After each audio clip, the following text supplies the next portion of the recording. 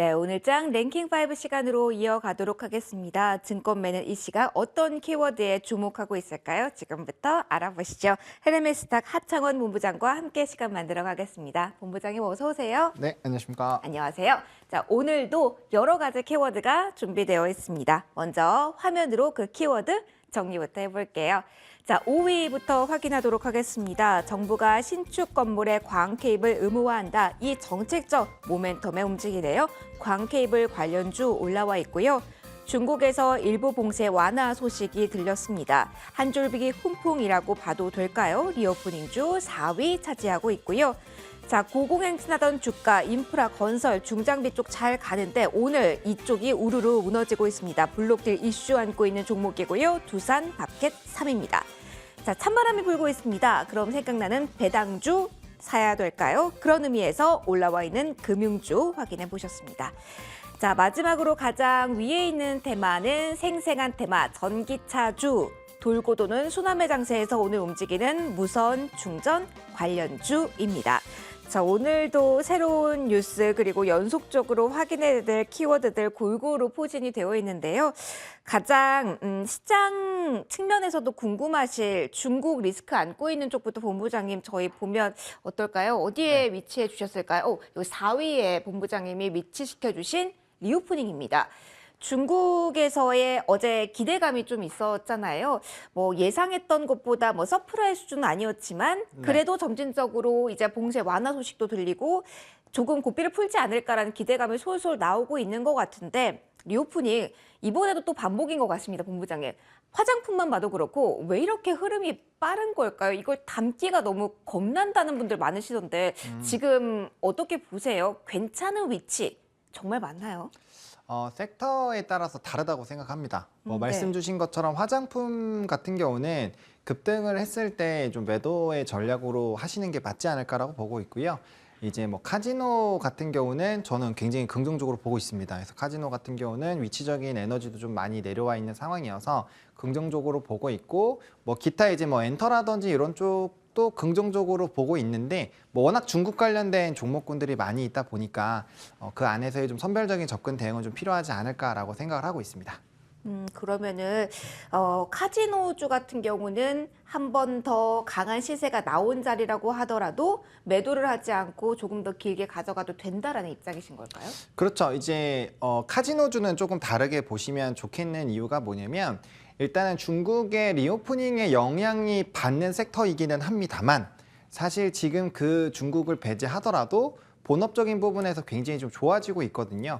뭐 다들 잘 아시겠지만 일본의 하늘길이 열리게 되면서 카지노 쪽에 대한 이런 VIP, 일본 VIP 고객이 굉장히 좀 많이 돌아왔고요. 그리고 대금도 굉장히 높아졌습니다. 그러다 보니까 대부분의 카지노 종목군들의 실적이 굉장히 좀 많이 좋아졌고요. 카지노를 방문하는 이 고객 수 자체도 뭐 강원랜드를 예로 좀 들면은 코로나19 이전 대비 85% 정도까지 회복을 했거든요. 그러다 보니까 이 카지노 섹터에서의 빠른 실적적인 부분이 좀 반영이 되고 있습니다. 그리고 리오프닝 섹터 중에서 왜 카지노를 가장 먼저 사람들이 얘기를 하냐면은 카지노 섹터는 고객이 돌아오면은 그 즉시 실적으로 빠르게 반영이 되는 섹터거든요. 왜냐하면 이 카지노 섹터가 움직이는 메커니즘 자체가 이제 고객이 게임을 하기 위해서 바꾸는 드랍액이라고 하죠. 이 칩으로 바꾸는 금액을 드랍액이라고 하고 이제 카지노가 따는 돈을 이제 홀드액이라고 하는데 그 홀드액은 일반적으로 조금 일정합니다. 그래서 홀드율 자체가 일정하기 때문에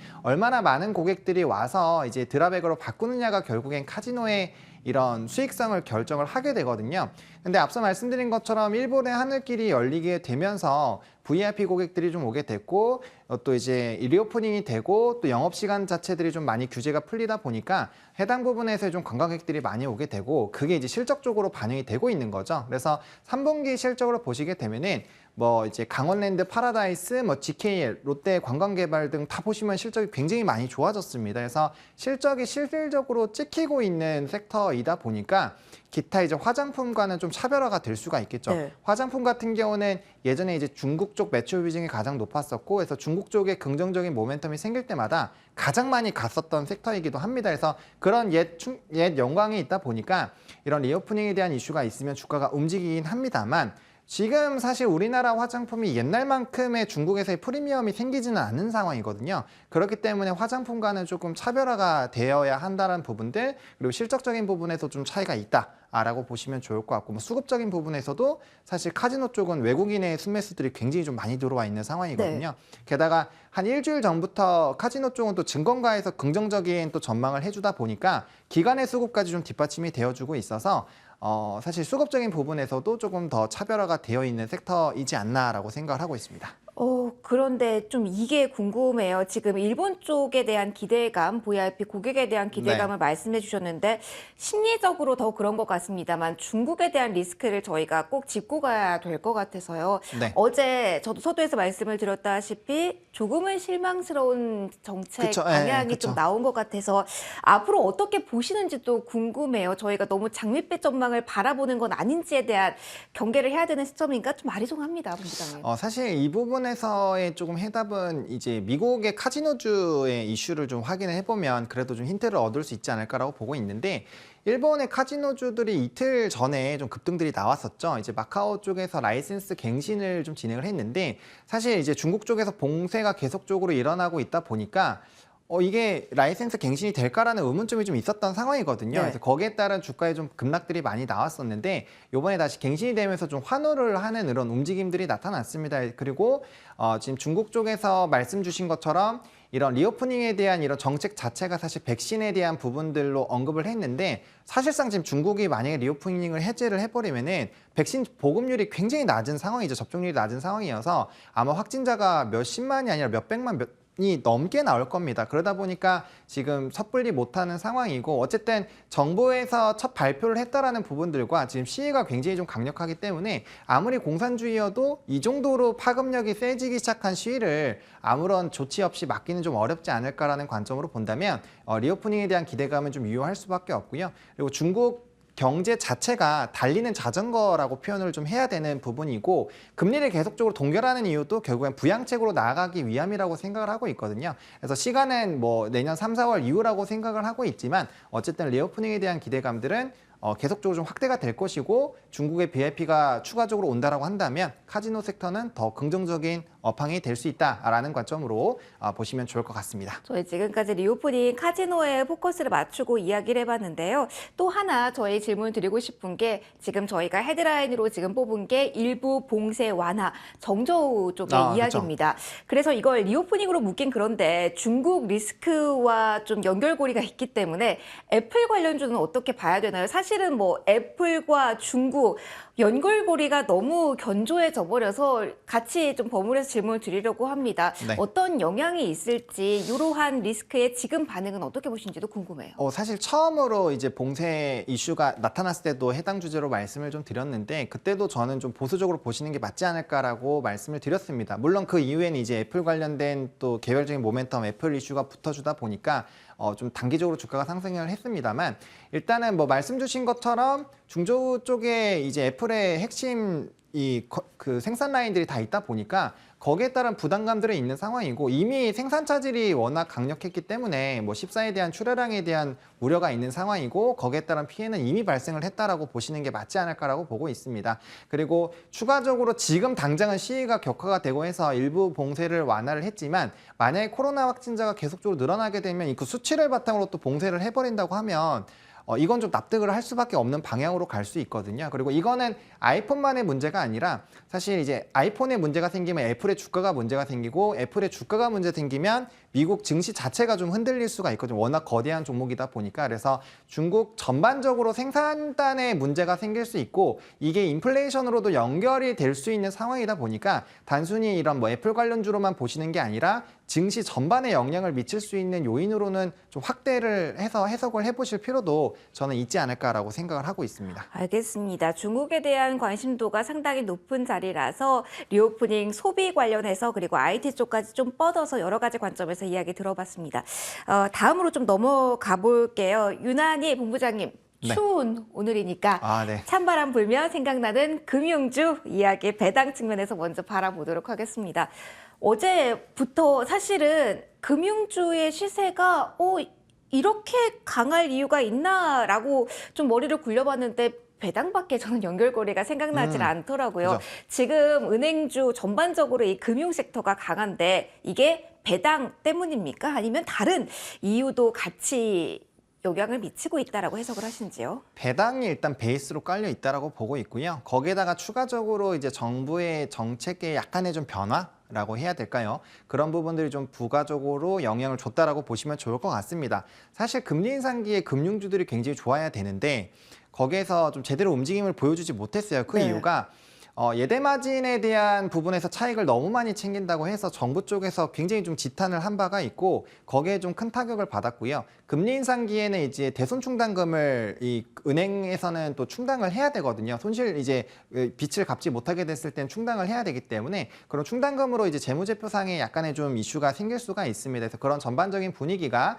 금융주들을 조금 짓누르는 부분이 있었는데 전거래 같은 경우는 이제 정부에서 이 개입을 최소화하겠다라는 얘기들이 좀 있었고요. 또 예대율 쪽에서의 규제가 좀 완화되는 추세로 가게 되다 보니까 뭐 대출단으로 가게 되면은 약 6조 이상의 추가적인 대출을 할 수 있는 방향으로 나아간다라고 합니다. 그러면 자연스럽게 이제 수익성 개선이 될 수 있고 뭐 배당이라든지 주주 환원 정책에 대한 부분에서 좀 정부의 개입들이 강하게 있지 않을까라고 생각을 했는데 그 부분에서 이제 최소화를 선언을 하다 보니까 그러면 배당이나 주주 환원 정책에 대한 기대감이 좀 커질 수 있지 않을까라는 관점이고요. 사실 또 이제 금융주들이 대부분의 기업들이 주주 친화 정책을 하려고 굉장히 노력을 하고 있었던 부분이다 보니까 그런 부분들이 좀 전반적으로 반영이 될 수밖에 없다라고 보시면 좋을 것 같고 뭐 환원 정책에는 뭐 자사주 매입과 소가 그리고 뭐 이 배당이라든지 여러 가지 이슈가 있지만 뭐 배당이 보통 좀 통상적이죠. 그래서 아무래도 배당을 좀 확대를 하게 되면은 배당 수익률 자체가 좋아지게 되고 그럼 이제 주당 받는 돈 자체가 높아지다 보니까 이런 주주들이 굉장히 좀 관심을 갖게 되는 그런 이벤트로 좀 작용이 되는 것이 아닌가라고 좀 금융주를 해석을 하고 있습니다. 그러면 금융주 지금 접근 유효하다로 정리를 해도 될까요? 아니면은 그럼에도 불구하고 점점점일까요? 네, 접근은 지금은 가능하지 않을까 싶습니다. 왜냐하면 워낙 주가가 많이 눌리다가 전거래일부터 이제 시작을 했다 보니까 아직까지는 뭐 접근도 부분에서는 늦지 않았다라고 보고 있고요. 다만 이제 앞서서 이제 대손 충당금 쪽을 말씀을 드렸는데 특별 또 이제 부분에서의 추가적인 대손 충당금을 할 수 있는 이슈들이 발생은 할 수 있거든요. 그래서 거기에 따른 혹시 정부의 이런 개입들이 있는지는 조금 체크를 해보실 필요는 있지 않을까라는 관점에서 말씀을 드려보도록 하겠습니다. 알겠습니다. 금융주 키워드에 대해서 이야기 쭉 들어봤고요. 저희 하나 더 볼 수 있을 것 같은데요. 정책적인 모멘텀을 아는 종목들이 오늘 꽤 많습니다. 그중에 하나 무선 충전 관련주가 본부장님께서 가장 높은 자리에 포진시켜 주신 이슈거든요. 네. 자, 정말 생생한 테마, 이 전기차 안에서 좀 순환매의 일환이라고 봐야 될까요? 아니면 테마성으로 그리고 정책 모멘텀이 강하게 작용되는 자리라고 봐야 될까요? 오늘의 시세는 어떻게 보시는지요? 사실 정책이 좀 트리거를 해주지 않았나라고 보고 있고요. 네. 사실 이제 전기차 쪽에서는 소재단이 굉장히 많이 움직였잖아요. 그래서 이제는 인프라 쪽으로 좀 확대가 되는 것이 아닌가. 왜냐하면 자동차 이제 전기차 등록 대수가 이제 1%를 넘어섰고 이제 30년까지 지금보다 10배 수준으로 확대를 하려고 하다 보니까 충전소에 대한 이런 기대감이나 관심도들은 이전부터 계속적으로 확대가 되고 있었습니다. 그런 것들이 이번에 정책적인 부분에서 좀 트리거가 돼서 부각이 되지 않았나라고 보고 있고요. 저는 뭐 계속적으로 2차 전지 쪽 말씀을 드릴 때 긍정적으로 좀 말씀을 드렸거든요. 그래서 전기차 산업 같은 경우는 앞으로 계속 확대가 될 수밖에 없다라고 저는 생각을 하고 있고요. 그렇게 됐을 땐 지금 뭐 소재단이나 이런 쪽도 지금은 약간은 좀 차익이라든지 좀 기간 조정을 거치고 있는 상황이지만 결과적으로 시간이 지나고 나면은 또 추가적인 상승은 좀 가능하다라고 보고 있습니다. 그래서 이런 청정소뿐만 아니라 인프라 쪽뿐만 아니라 뭐 소재단도 여전히 저는 매력적이다라고 보고 있기 때문에 눌림이 나올 때마다 비중 확대를 해주시는 방향으로 저는 대응을 해보셔도 괜찮지 않을까라고 생각을 하고 있습니다. 소재주 약할 때 일단은 비중 확대 의견을 주셨고 그러면 이 성격도 궁금해요. 이 안에 있는 종목들이 사실은 아직까지는 좀 사이즈가 작은 중소형주 중심으로 탄력이 나와서요. 네. 최근까지의 패턴은 정부가 주도하고 이 중소기업이 들어가고 이런 구조였던 것 같은데 뉴스를 쭉 보니까 대기업이 많이 뛰어든다라는 뉴스가 나오더라고요. 어떤 영향을 받게 될까요? 시장이 더 커진다는 입장에서 봐야 될까요? 아니면 지금 튀고 있는 종목군들의 시세가 오히려 꺾일 수 있음을 가늠해야 될까요? 대기업들이 진입을 하는 것은 네. 굉장히 좀 시장이 확대가 되고 긍정적이다라고 보시면 좋을 것 같습니다. 이전에 NFT 이슈가 나왔을 때 그때는 이제 갤럭시와 머니트리라는 종목이 먼저 스타트를 끊었고요. 근데 그때도 그거 급등 나온 이후에 대기업들의 참여들이 막 나왔고 메타버스도 마찬가지죠. 뭐 다들 아시다시피 뭐 위직이라든지 덱스터 같은 종목들 시세가 어느 정도 올라간 다음부터 이제 뭐 삼성전자가 메타버스 한다 어쩐다 이런 얘기들이 많이 나왔습니다. 그래서 대기업들이 들어오는 것들은 오히려 시장에도 추가적인 확대를 예상을 해보실 수 있는 부분이고요. 뭐 그런 이슈랑 테마랑 더 다르게 전기차 같은 경우는 확대가 될 수밖에 없고 결국엔 충전 부분은 필수 불가결로 따라올 수밖에 없는 부분이거든요. 그러다 보니까 저는 오히려 시장의 확대라는 관점으로 보시면 좋을 것 같고 뭐 LG부터 시작해서 현대차, 뭐 롯데, SK그룹 굉장히 많은 그룹들이 이미 막 선별적으로 접근을 하고 있고 그 안에서 차별화를 하려고 노력을 많이 하고 있는 상황이어서 뭐 이제 기술력을 가지고 있는 기업들은 당연히 좀 연관성이 더 생길 수밖에 없는 상황이지 않을까라는 관점으로 긍정적인 포인트로 보시는 게 맞지 않을까 생각합니다. 네. 긍정적인 뷰를 공유해 주셨어요. 이것만 짧게요. 테슬라 관련해서 오늘 뉴스가 나왔는데 본부장님께서는 시장 계속 확대될 것이다라는 이야기를 해주셨는데 물론 그 확대는 맞지만 속도가 조절될 수 있다라는 이야기가 나왔습니다. 테슬라의 점유율이 3년 후에는 뭐 20%까지 떨어질 수 있다 이런 헤드라인이 있더라고요. 이런 뉴스가 계속 헤드라인의 전면에 서게 되면은 좀 전반적으로 심리 자체가 위축될 가능성은 없을지요? 그러니까 이제 이전에 막 한 5년 전쯤에 테슬라에 갑자기 뭐 점유율을 준다 이러면은 좀 물음표가 생길 수 있지만 사실 테슬라의 점유율은 계속적으로 좀 떨어지고 있었고요. 다른 완성차 업체들이 그 점유율을 뺏어가고 있는 상황이에요. 경쟁이 심화가 되고 있는 부분에서의 그 부분이라고 보시면 좋을 것 같고요. 사실 점유율이 많이 줄어들면 줄어들수록 이 전기차의 이런 인프라라든지 아니면 제품의 성능에 대해서 많이 따질 수밖에 없는 상황이 될 수밖에 없거든요. 그래서 오히려 퀄리티는 높아지게 될 것이고요. 휴대폰도 보시면 이제 스마트폰으로 바뀌면서 뭐 카메라 모듈부터 시작해서 이런 제품의 가치를 높이는 쪽에 굉장히 좀 성장이 나왔던 것처럼 저는 전기차 이 테슬라의 점유율 하락이 이 시장의 축소의 의미로 보시는 것이 아니라 오히려 경쟁 확대에 따른 또 부가적인 부가 산업들의 성장이 나올 수 있는 그런 트리거가 될 수 있는 요인으로 보시는 게 맞지 않을까라고 생각을 하고 있습니다. 계속해서 이쪽 섹터는 주목해 볼 필요가 있다. 이렇게 정리를 받아보도록 할게요.